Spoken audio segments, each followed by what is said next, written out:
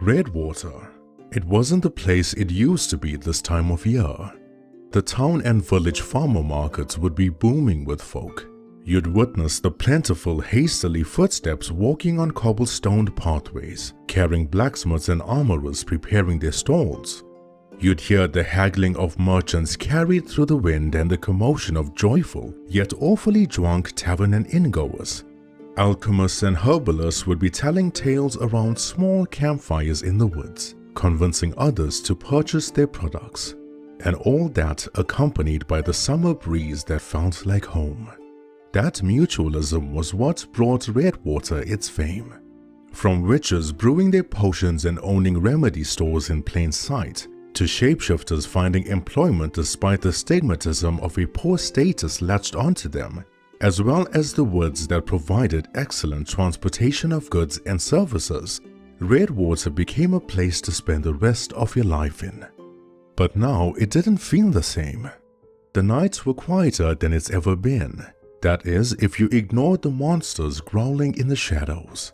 The air felt fouler and thicker. Witches and shapeshifters were rarely seen, and human folk hid behind boarded windows and locked doors, living life in fear since Dracula had awakened. This troubled many folk who felt helpless against the vampire king living in his gothic castle atop the mountain in Cascada. They felt weak and incapable against vampires in their own city, who had now seemed more eager and willing to roam around to other towns and villages at night. However, not all vampires were evil, and one of them in particular would do everything in his power to see Dracula fall. Fillian Hunt, the vampire cop, returned to his wooden cabin on the outskirts of Redwater. He had no recollection of the previous 2 nights, only that he defeated the werewolf-vampire hybrid sent by Dracula. Him turning into a vampiric creature that had large wings with pale and wrinkled skin, and fangs longer than a saber-tooth, had been temporarily dislodged from his memory. However, he did recall waking up in a cave with bandages wrapped around his body, as well as the conversation and meeting with the vampire elder known as Nazduk, the first vampire to have ever been created in this land. There were such strange and evil stories written about the vampire elder, folklore entries that depicted him to be the most frightening being to walk among humans. His power and malice knew no bounds, they said. But when Fillian met him inside that cave, only one thing from those records remained true. Nazduk was stronger than any vampire Fillian has encountered. He also wondered why the vampire elder had chosen to help him. Nevertheless, the vampire cop tossed his blood-soaked white shirt, black pants and long coat into a wooden basket, then had a cool shower. He thought about what excuses he would give his colleagues at the Redwater police station for his disappearance over the past 2 nights. It made him feel sick to his stomach just trying to come up with something. Fillian would commonly be known as a Boy Scout, a term given to him by everyone he knew for his naive commitment to always doing right. Every lie, every secret he kept or information he withheld crushed his spirits with each passing day. The secrets of him being a 102-year-old locksmith turned vampire. Thankfully, Laura Mills, Fillian's new appointed captain after Captain Langley's death, had pieced together his secret.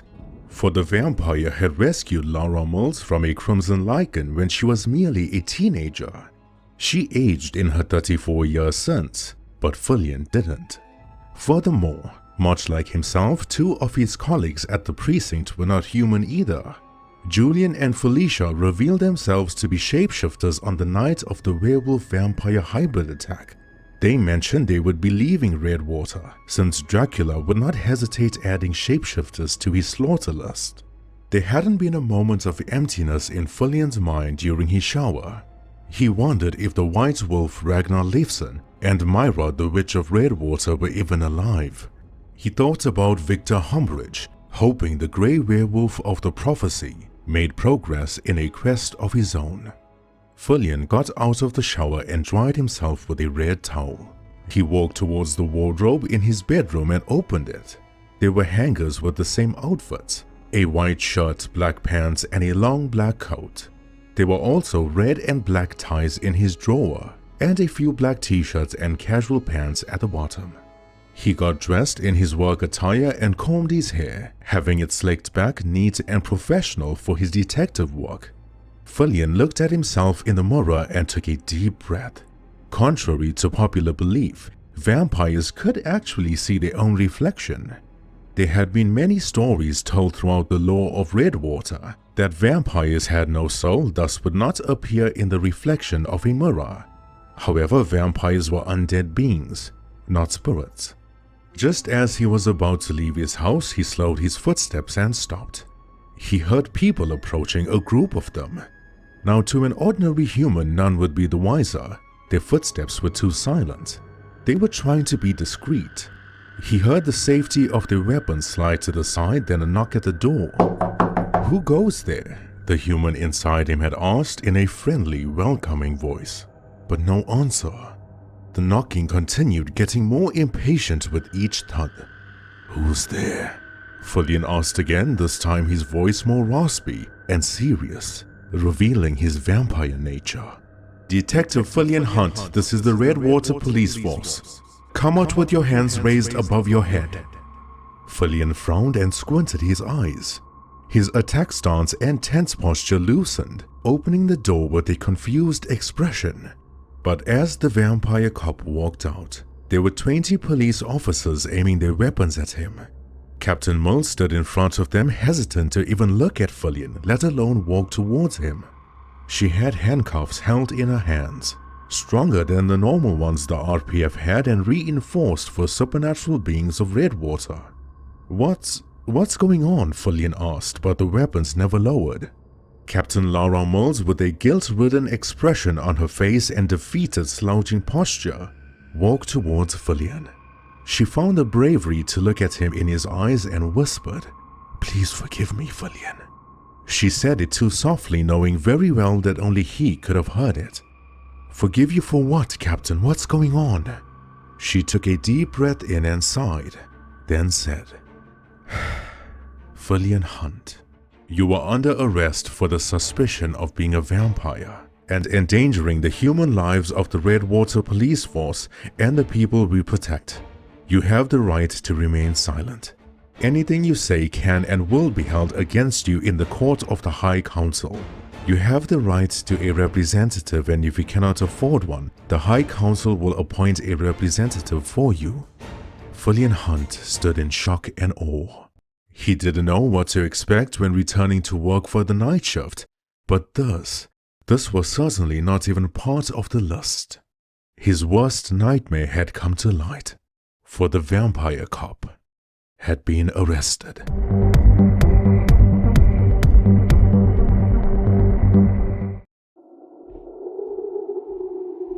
Fillian Hunt sat in a cold, small jail cell.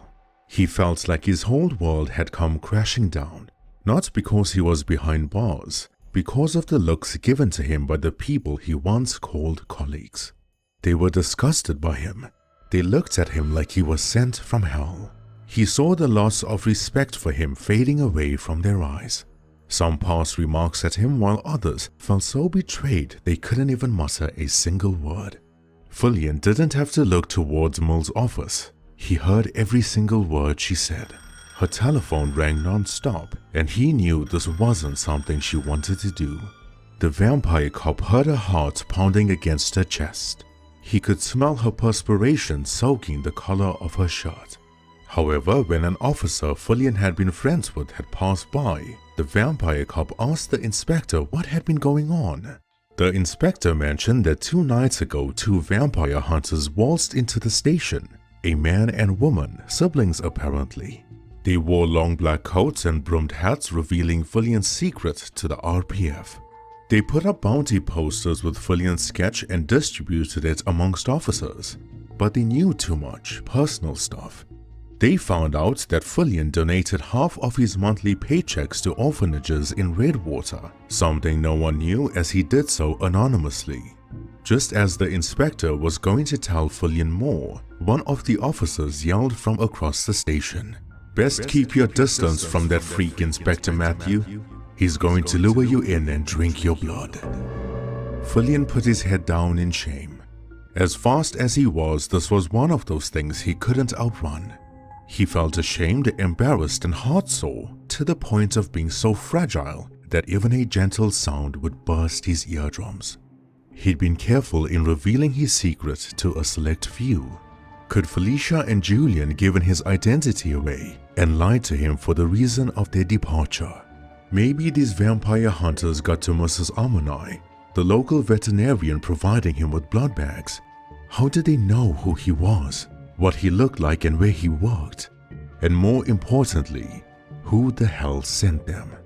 But if the night hadn't already been the worst for the vampire cop, that would soon be solidified. There was an eerie silence that followed. Every inspector stopped doing whatever they were doing and looked out the window. The Redwater church bell tolled, slow and heavy. The others couldn't hear the rat scurrying away into the night, but Fillian did. A gust of wind blew past the station doors, carrying leaves in a whirlwind. Then followed the sound of heavy boots knocking and tapping on the dampened ground. Footsteps that had purpose behind them. Footsteps that oozed confidence from a mile away. Then the doors of the Redwater police station squeaked open. This was the only time Fillian Hunt fully picked up his head. His eyes widened with fear as he walked towards the cold steel bars, gripping them tightly with his shackled hands. A pale man, roughly 6'3", walked through the doors, his hair long and grey just like his coat, blowing from the strong wind carried by an ominous night. His fingernails long and razor-sharp and slightly curved like a creature's. But now, not only did everyone hear the black boots knocking on the ground, they saw it for themselves. No one besides Fillian knew who had just entered the police station. These inspectors, with confused looks plastered on their weary faces, had no idea they were looking at Dracula, the Vampire King. Fillian rattled the bars of the cell. His handcuffs knocked against the cold steel. He tried bending the bars, pulling them off if he could, but the cell was reinforced.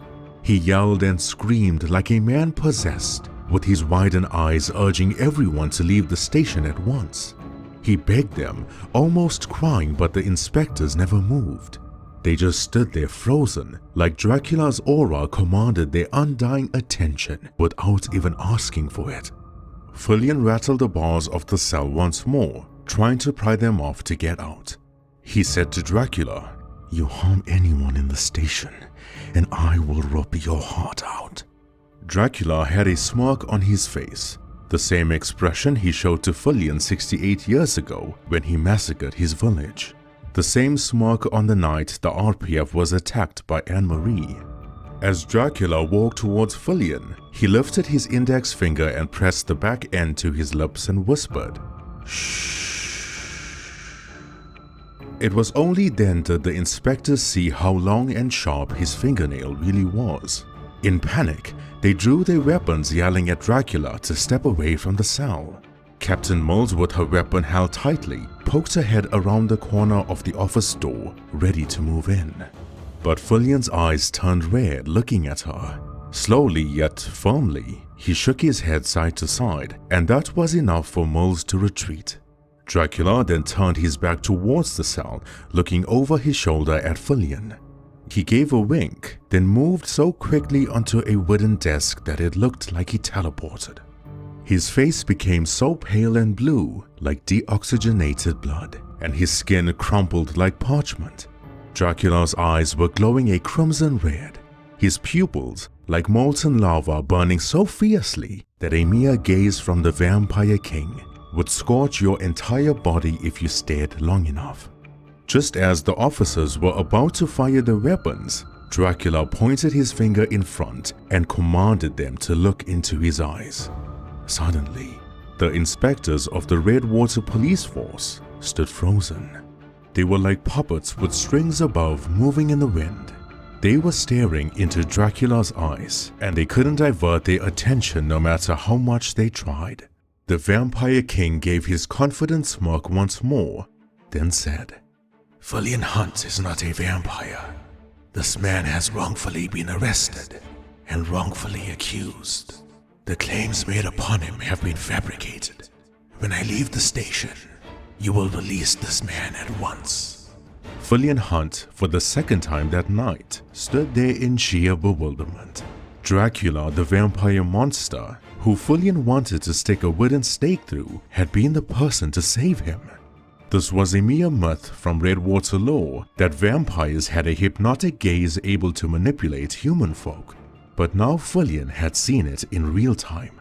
Dracula was the only vampire in this land able to achieve such a useful yet awfully terrifying skill. Question was, why the hell was he trying to save Fillian? Dracula gracefully landed on the floor from the desk. He walked to the vampire cop and told him, "We have much to converse about. Meet me when the clock strikes midnight. The woods of Redwater, the first hybrid bunker. Do not keep me waiting." And just like the wind, Dracula had left the Redwater police station. The inspectors immediately regained control over their minds and will, rubbing the back of their heads in confusion. With haste, they rushed towards Fillian, opening the jail cell and freeing him from his handcuffs. The only one who hadn't been affected by Dracula's hypnosis was Captain Mills in her office. She walked out the office witnessing how bizarre the past few minutes had been. The inspectors wished Fillian well and apologized many times for the wrongful arrest. However, the vampire cop knew there wasn't anything wrong about it. He was guilty of being a vampire, a monster. He was endangering the human lives of the Redwater police force and the people they protected. Captain Mills rushed to Fillian and gave him the tightest hug possible, uninterested what others might think or say. Fillian rubbed his wrist from where the handcuffs had left an indentation. Mills frantically explained why she arrested him and that those two vampire hunters have persuaded the council to intervene. The vampire cop smiled warmly at Lara, comforting her without words to show his understanding. Mills was in the captain position. He knew she had no choice. After a while she asked, "Fillian, what the hell is going on?" "I do not know, Captain. Though there is one thing I can now tell you with absolute certainty. Dracula wasn't the one who sent those vampire hunters to the station 2 nights ago. I heard him tell you to meet him in the woods at midnight," she continued. Are you going to go?" "Yes, Captain. I'm going to hear what that monster has to say, and then I'm going to finally put a stake through his heart." Fillian Hunt had been given the night off. That was the least the RPF could do for a supposed wrongful arrest. Normally, he would hate missing a night's work, but he waited 68 years to kill Dracula, and now was the perfect opportunity. However, to kill Dracula wasn't only about besting him physically. The Vampire King's reputation had never been forged from just brute strength, ferocity, or his speed. He was the bodyguard of the Duchess of Cascada, Cecilia Rosendahl. One would only get such a position if their intellect rivaled the Duchess herself. The vampire cop would have to outsmart the Vampire King. He'd have to outwit him and use his pride against him. Before venturing into the woods, Fillian packed 3 wooden stakes and 2 crossbows concealed in his long black coat. When Fillian entered the woods, he could not help but wonder. Dracula was evil, there was no doubt about that, but he looked different tonight. He looked more like Vlad Tepes rather than the monster he became. It was no secret Dracula had been suffering with blood contamination.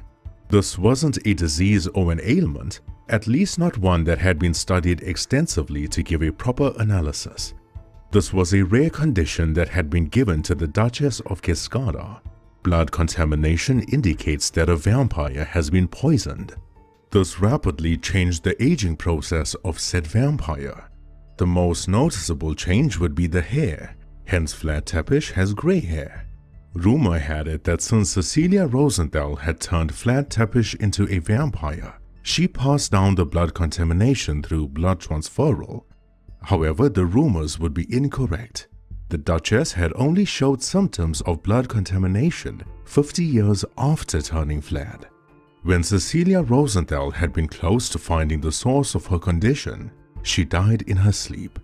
Folk, however, believe she was killed, and blood contamination was a curse, not a sickness. With that being said, when Dracula massacred Fillian's village all those years ago, the Vampire King wore a necklace. It was an amulet of some sort tied to a silver chain. This necklace, along with all the other riches owned by the Duchess, had been given to Vlad after she died. But tonight, Dracula hadn't been wearing that necklace.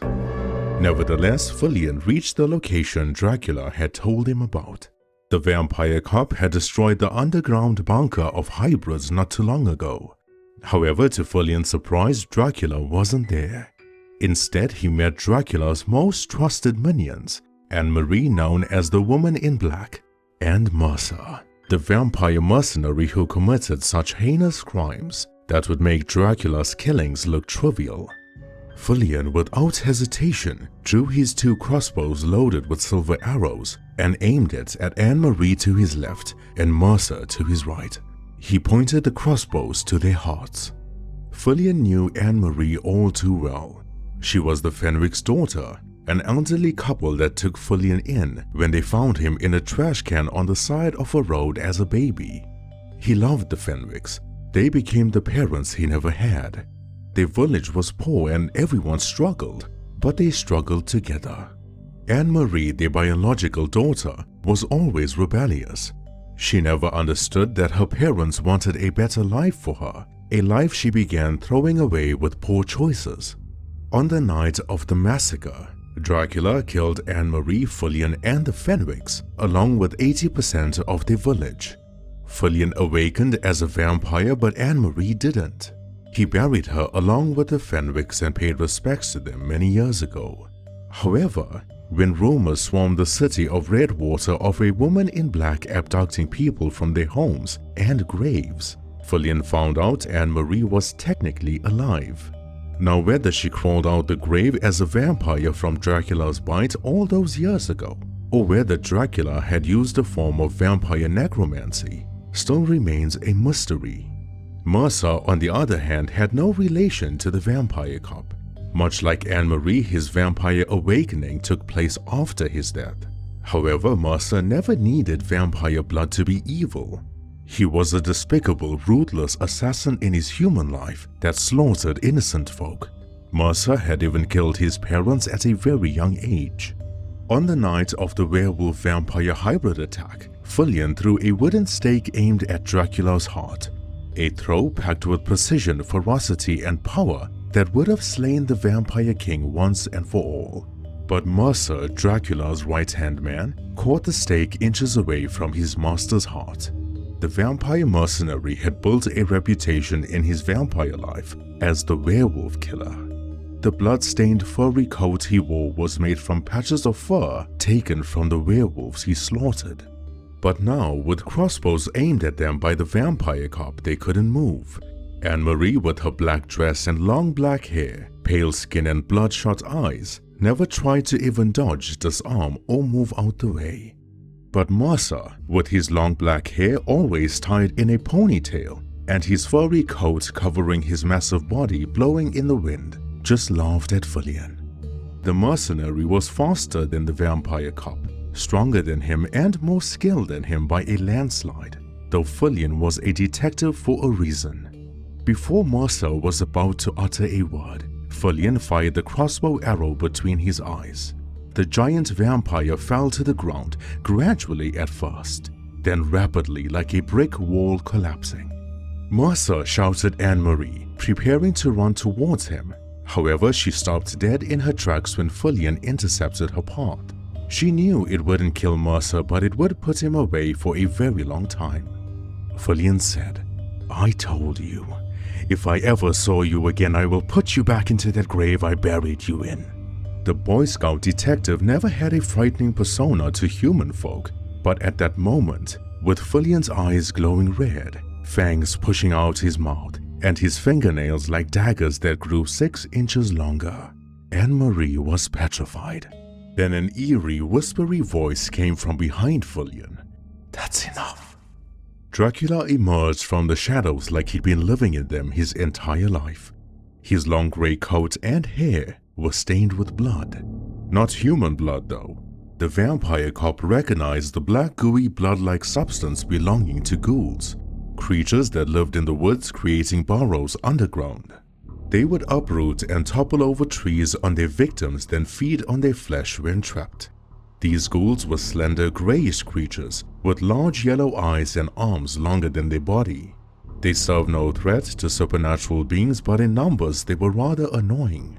These ghouls were sent for the vampire cop, and for the second time tonight, Dracula had saved Fillian. The crossbow then shifted from Anne-Marie's line of sight towards Dracula. Fillian gripped it tightly, aiming it at the monster that massacred his village and bestowed the curse of vampirism upon him. Then Dracula said, "Take Mercer and leave." "But sire," she said, "the vampire cop is incapable of causing any harm to me. It's okay, you may leave." Fillian called out to her as she began walking away. "Yeah, walk away, Marie. Disgrace your parents even more. You never listened to them when they were alive, but you listened to this monster. Be a good little puppet and walk away." The woman in black shook her head in turmoil. She was on the verge of tears, wanting to say something to justify her actions, but she couldn't. She then picked up and carried Mercer in her arms with ease. Large bat-like wings from the rhomboid muscles between her shoulder blades pushed out and flapped open. She flew away with Mercer into the night, leaving behind Dracula and Fillian alone in the woods of Redwater. If you're expecting a thank you for that shit you pulled at the station, think again. Oh, not at all. Humans generally are ungrateful creatures. Fillian was so angry that he almost growled at Dracula. "Just say whatever you want to, because I know you didn't free me out of the kindness of your heart. You don't even have one. Be done with your words, and I will make sure you never harm another human, town, or village ever again." "Which humans do you speak of? Maybe I am getting older, so my eyes have perhaps begun failing me, but I never saw any human jumping to your defense. All I saw was a bunch of cowards that never questioned your arrest, just went along with it. That's what they are. Sheep, the blind leading the blind." This curse is not their burden to carry. They were afraid, and rightfully so. Those inspectors are hard-working folk. They have families to protect, not meddle in the lives of vampires. They are innocent, something you'd know very little about. And what makes them innocent?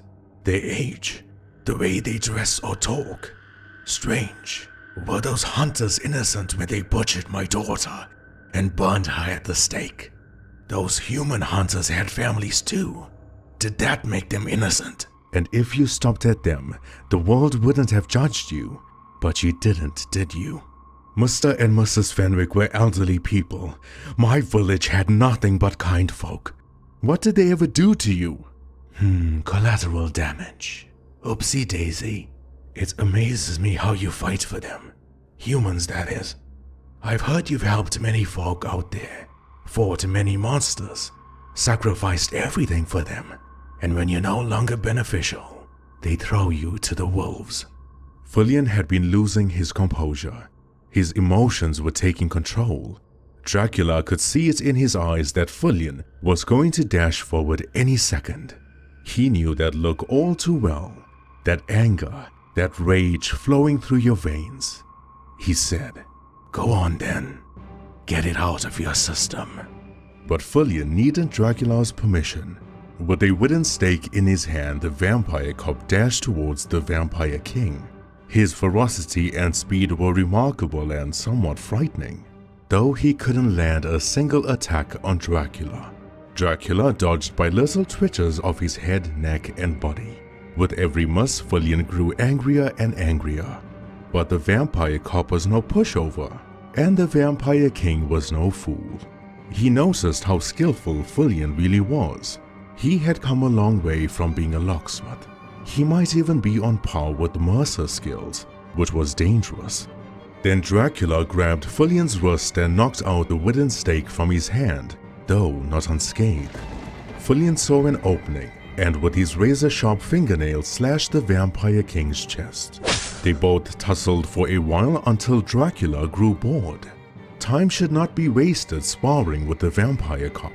So, with an opened palm, he struck Fillian's chest, sending the vampire cop flying through the trees. Fillian was on his knees holding his chest in pain. Of course, vampires could heal, but they felt pain like everyone else.